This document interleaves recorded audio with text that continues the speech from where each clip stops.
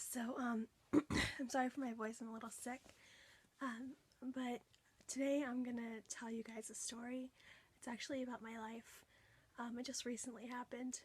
And I just want to get the word out there to make sure you guys know what to look for and actually, force people to pay attention to you and what's going on with your body, because you're the only one who actually knows what's going on. You're the only one who can tell them what's happening. So, as a lot of you may or may not know, I actually got very, very ill this past summer with necrotizing pancreatitis. What that is your pancreas is basically rotting from the inside. So, about 20% of my pancreas is gone, or at least that's what the doctors say.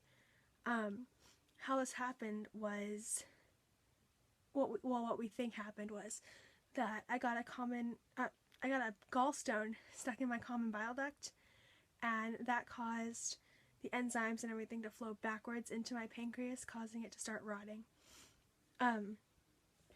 So this all started about maybe a month after my son was born. He was born December 5th of 2015.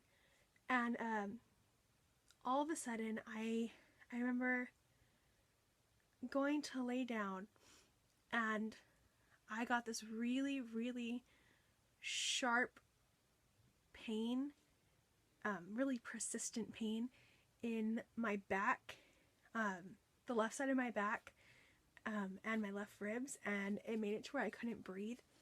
And then after a few minutes of all that happening, I went to the bathroom and I threw up straight bile, and I had just eaten, so I thought that was weird, and I was just throwing up and throwing up and throwing up. Eventually it stopped, and I was like, okay, well, that was weird, so I kind of just brushed it off. But then it happened again, and I was like, okay, this is not normal, I should go to the doctor. So I went to the doctor, and I told them what's going on. I said I had a really sharp pain. Well, first of all, on the drive down, I was throwing up, and by the time we got to the doctor's, the pain was gone, but I thought I'd still get checked out because I was just really weird and it wasn't normal for me. So I went to the doctor, and I told them that I had pain and I was throwing up and I had diarrhea and all the symptoms that I was getting. And I told them I just had a baby, and they basically did an EKG and then told me I was having back pain because of breastfeeding. And I was like, how is that possible? And they said it's because I was slouching over. And so I tried to fix myself, and I tried to do everything, and then I had another attack. This is about 2 weeks later. And the same symptoms happened. I was sick, I was throwing up, I had diarrhea, I had cold sweats, my left, I don't know, right here, and then my left back, that was all in pain, like a lot of pressure and in pain, sharp, and I was like, okay, this is happening again, and I fixed myself. I don't know what's happening. I don't know what's wrong. So I went back to the doctor in the ER, and they did another EKG, and they said everything looked normal. You're completely fine. Go take some acetaminophen and go home and just rest. And so I did what they told me, because obviously they're doctors. They've gone to school for 10 years. They should know what they're talking about, right? So I went back home and I did everything they said, and I found out that neither acetaminophen nor ibuprofen or anything like that helped me at all whatsoever. I was just in excruciating pain the entire time. I tried taking Flexerols, and that didn't help me at all. And Flexerol is a really strong muscle relaxer, so if it was just my muscles, then that should have helped. But it was keeping me up at night, and I couldn't like function. I missed school because I was sick. There were days when I physically couldn't move. I was laying in bed and Brad had to take care of the baby because I couldn't move at all. And that was really hard. And then I was breastfeeding at the time, and then I slowly stopped producing milk. So I wasn't producing enough milk for the baby. And so that added even more stress. Because then we had to switch to formula, and that's something I didn't want to do. But it was necessary, and I had no idea why my body wasn't functioning right. And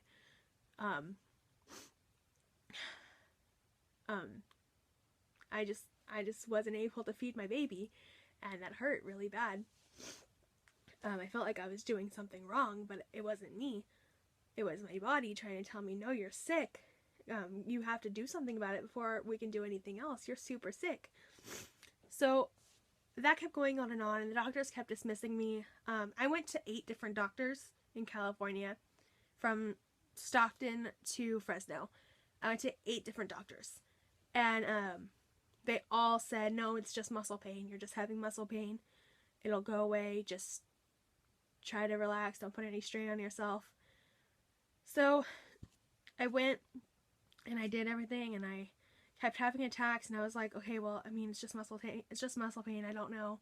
Obviously, my body is just not happy right now. I just need to relax and everything.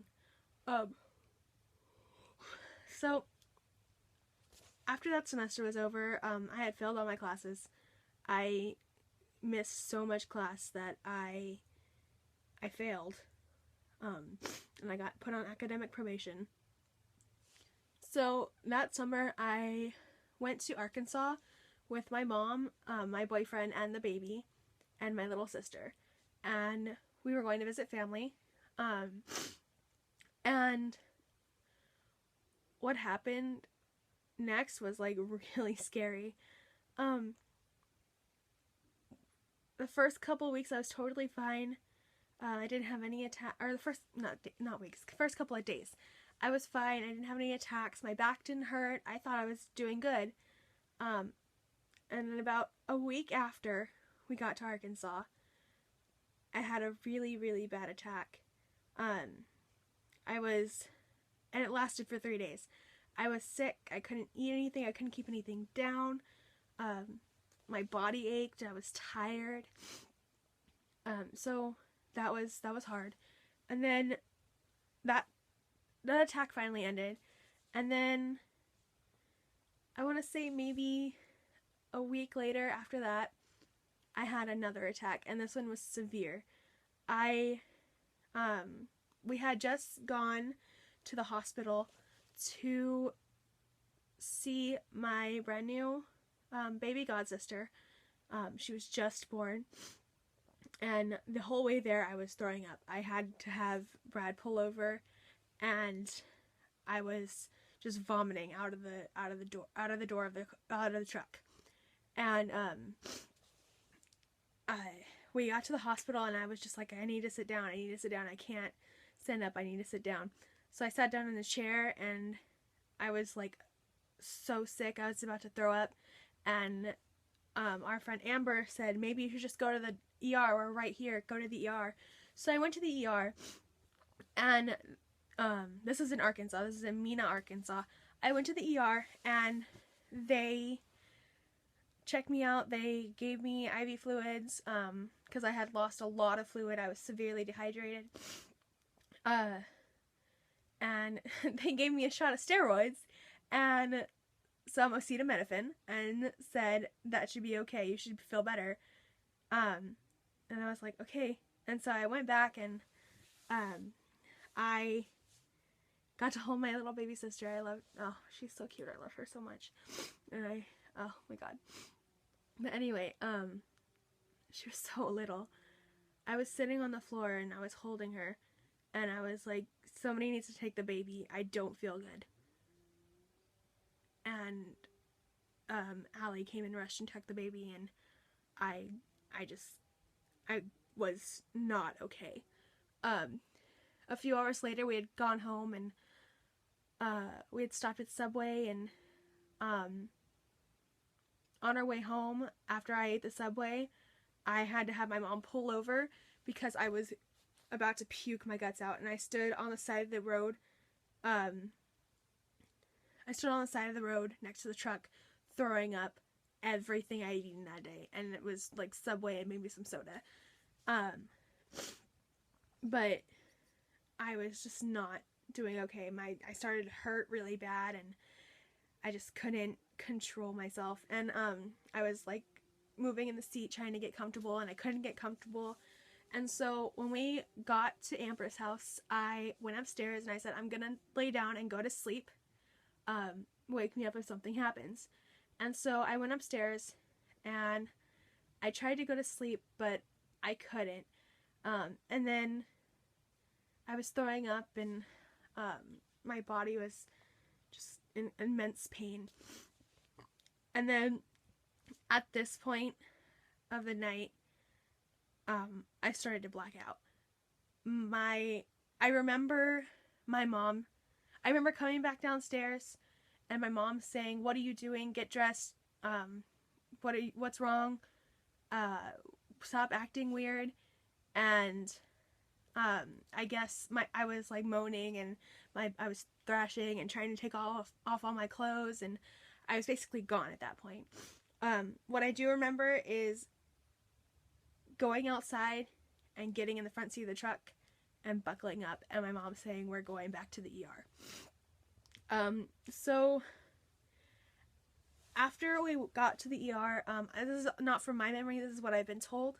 I was basically admitted immediately to Mina Hospital, the place where the first doctor told me it was just back pain. Thank God a shift change had happened, and the doctor looked at me, and right away he was like, "Oh my God, get her in a room right now." And they pumped me full of medicine, and I was basically completely out of it, and I couldn't function by myself. I had a catheter, I was on Dilaudid, and it was just a really scary time. About 3 days to a week, I'm not actually sure. If you ask my mom, she could probably tell you more if you know her. But after that, Mina decided that they couldn't handle me anymore, so I was rushed to which one was it? I was rushed to another hospital. I don't remember which one it was.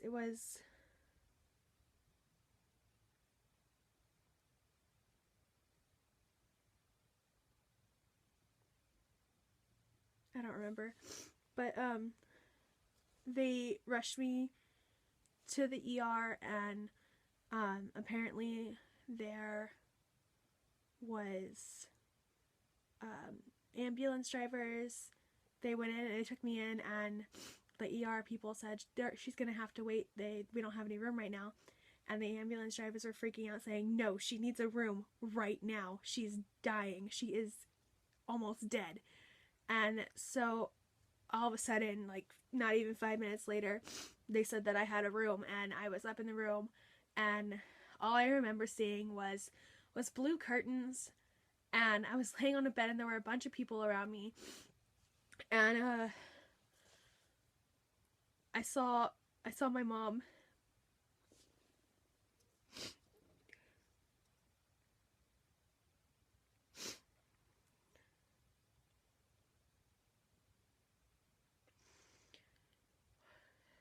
I saw my mom, and she was crying,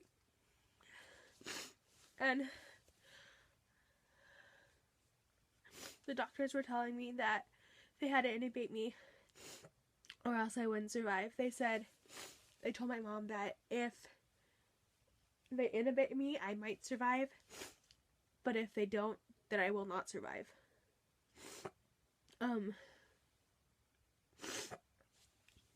So my mom said, "Okay, then do it.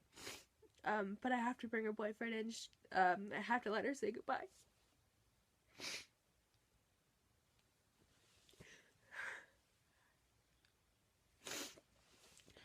And the doctor said, no, we can't. We have to do it right now or else she's not going to survive. So my mom said, okay. And they started to intubate me, and all I remember is the nurse, one of the nurses that were trying to intubate me, she was like, okay, we're going to put this through your nose, you have to swallow this tube, okay? We're going to put this through your nose, you're going to have to swallow this tube. And I was like, I can't swallow that, because it was a big tube. And she was like, it's okay, I'll just give you some water, you can swallow it with water. And I was like, it's not a pill, I can't swallow that. And that's the last thing I remember. But after that, my mom had, I guess, gone up to me and said, just keep fighting, and you'll be okay. So I guess I remember that throughout the whole intubation process, and I was on life support. And I remember my mom told me that I just kept saying, Mom, help me. Mom, help me. I don't know what's going on. Help me.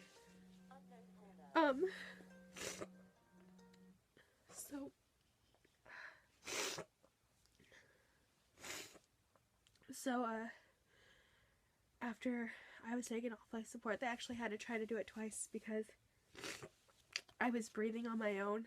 My body was fighting so hard. They couldn't sedate me at all. I was talking and trying to move and everything.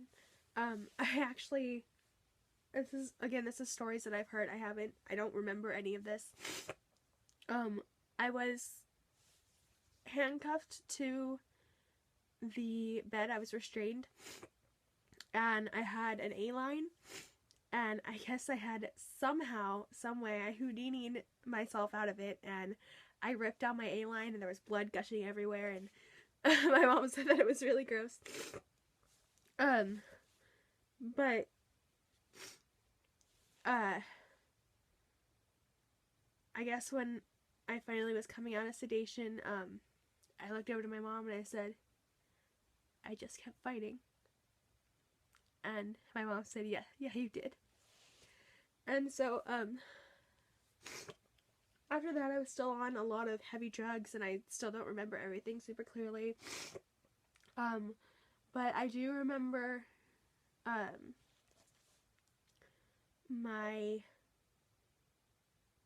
had one nurse when I was in ICU, and he was like a student nurse, and he was like so amazing. I don't remember his name, unfortunately, but I don't know if he'll ever see this, but if he does, I just wanted to tell him that I remember him, and even though I was on a lot of medicine, I just want to thank him for just being there. And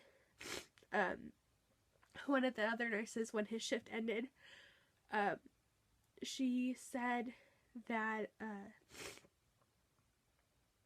that he told her to keep him updated on me, and I was like, oh, that's so sweet. He doesn't even know me, and he's concerned. So after that, I started getting better, and I was eventually moved down to step down. And step down is like, it's still ICU, but it's less intensive. So like, you're still hooked up to monitors and everything, but you can have family in there and things like that.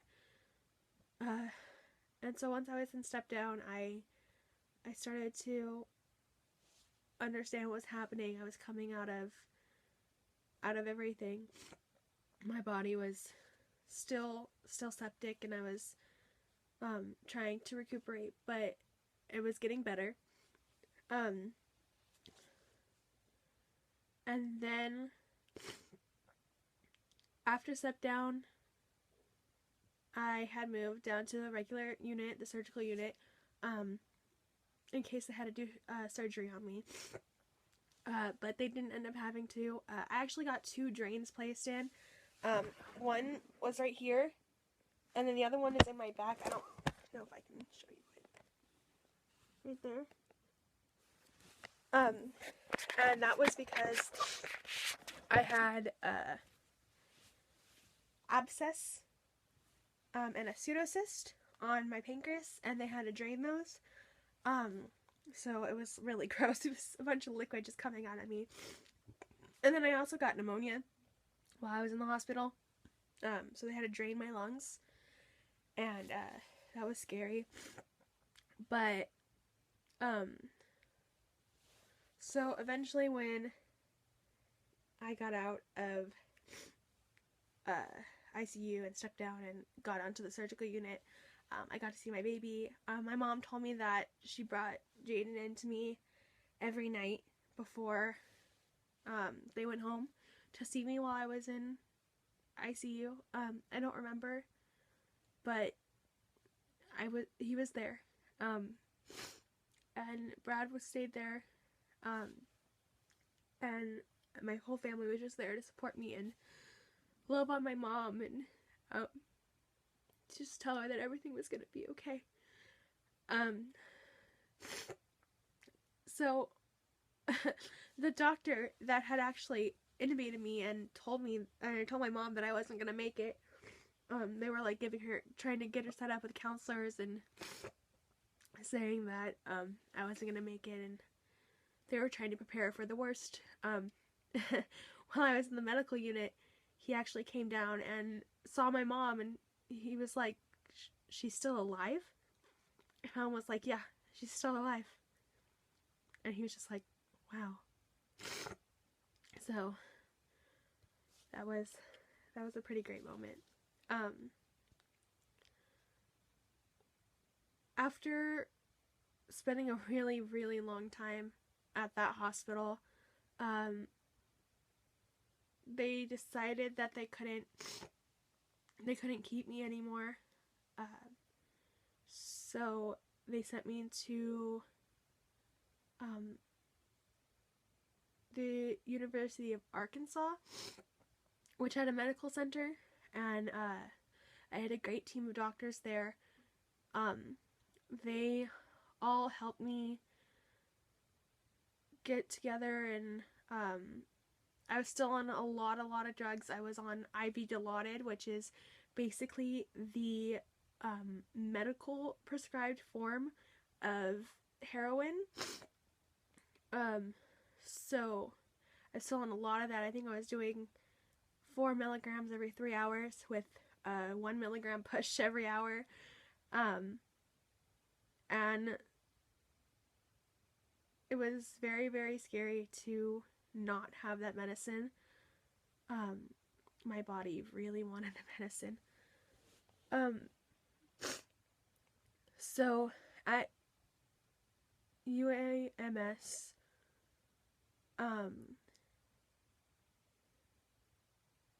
they ended up putting out the second drain. The second drain was in my back. The first drain I had in my front was put in at the first hospital, and then UAMS put the other one in my back. And their radiology department was great. And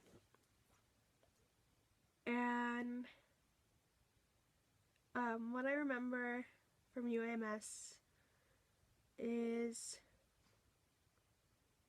nurses just coming in and being really tentative and caring. But this video is going on way too long, so I'm going to talk about my recovery. I eventually got out in October, and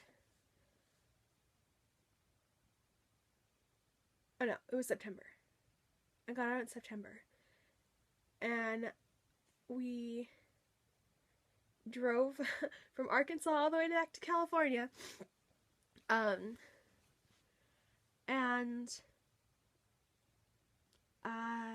I got set up with a doctor in San Francisco. His name is Dr. Harris, and he is amazing. He has been there throughout all of my recovery since I got out of Arkansas.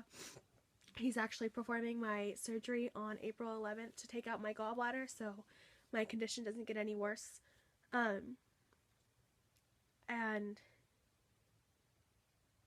when I got home and I had my appointment with Dr. Harris, he actually admitted me back into the hospital so he could monitor my healing and everything for at least a week,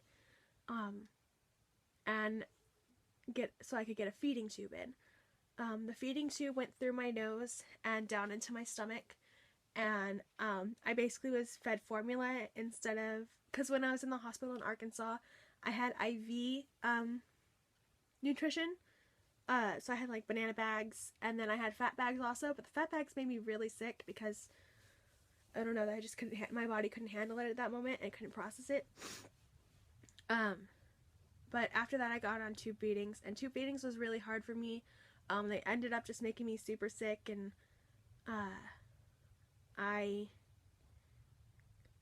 it just was really hard. So after all that, he helped me get back on a nutritional schedule and got all my nutrition back. I had dropped a lot of weight since I left Arkansas.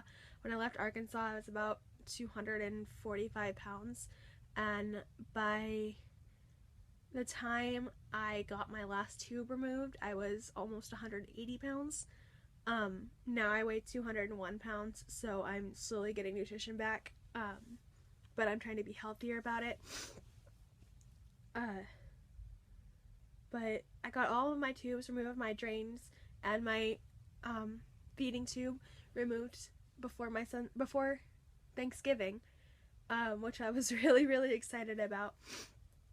And I was able to celebrate my son's first birthday, and that's just one of the biggest things that I was excited about. I was so worried that I wasn't going to be there for my son's first birthday. And I'm just really glad that I was there, and I was able to participate, and I was able to talk to people and just be normal. My life will never be normal again. I'll never be able to eat the same again, and I'll always have like intestinal issues and lung issues because my pancreas was so inflated that it was pushing on my lungs, my left lung, and I just couldn't breathe right, and it was just a horrible experience. But I just wanted to let you guys know what happened to me, so you know what to look for, especially if you just had a baby. It's really common in women who just had babies to get gallstones, and if you're overweight, the 3 criteria are technically fat, the 3 F's, fat, female, and 40. So if you fit that criteria, or even just 1 or 2 of them, especially if you just had a baby, I would force them to check for gallstones if you feel any discomfort at all. But that's pretty much what my story is, and I hope you guys take the most out of it. I'm sorry for this is so long. I had a lot to share, and I thought today was the right time. Thanks for watching. God bless you. Bye.